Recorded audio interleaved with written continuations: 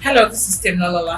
Welcome back to my channel. If you are just joining, please go to the red giant button by the right hand side and click on subscribe. If you have subscribed before, thank you so much for coming back. Thank you for your support. We're here again to talk about money talks.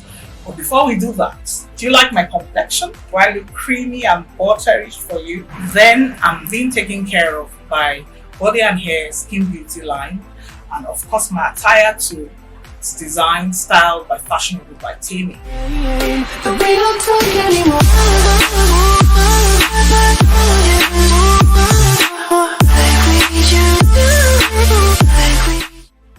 Right on. Let's get on to today's topic. We're talking about different types of businesses that we have, and we're going to bounce this around business growth in Africa. And when I talk of Africa, I'm going to take my own geographical space, which is Lagos, Nigeria. Why is it that we don't have legacy businesses in Africa as opposed to the Western climate, where you have businesses running into 100 years, 200 years? We have the Louis Vuitton, you have the Gucci, even the small scale businesses. We have some coffee business, we have some farming businesses that have outlived the founders. It's because a lot of the business practices we have in this part of the climate cannot make us create legacy business. What am I talking about? Of course, your basic business studies in secondary school will teach you that you have partnership, we have limited liability, we have unlimited liability, we have public liability companies, we have corporations, we have associationship, we have partnership, all the rest. But the problem with us in this part of the world is everybody wants to own their own business. Nobody wants to go into partnership with anybody. Nobody wants to go into associative with people.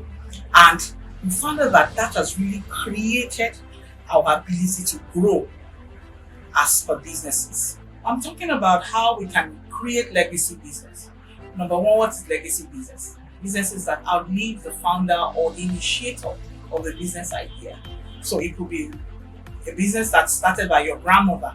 Your grandmother is gone, and your mother, she got involved, but you want to carry on the legacy of the business. How do we do that? How can we increase and enlarge the size of businesses in Africa? Because you know what?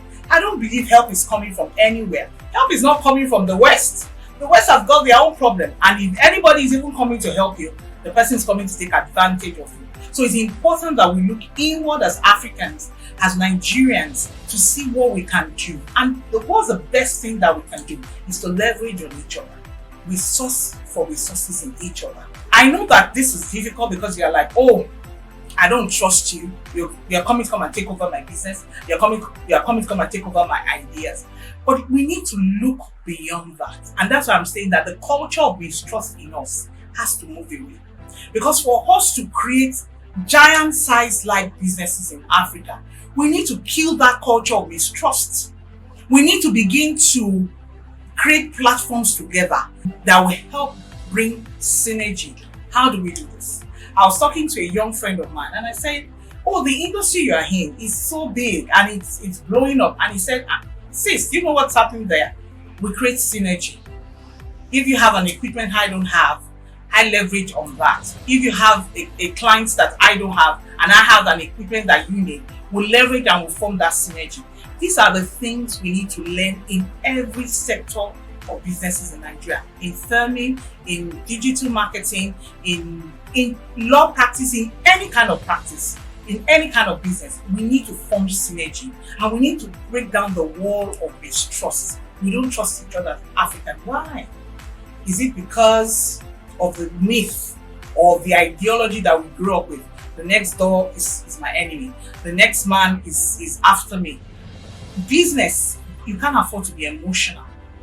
Even your enemy can bring something to the table. Amondu Bello said something. There is no permanent enemy, there is no permanent friend. There's always a permanent interest. You need to look into the interest that you can see in people. If not, you won't create anything.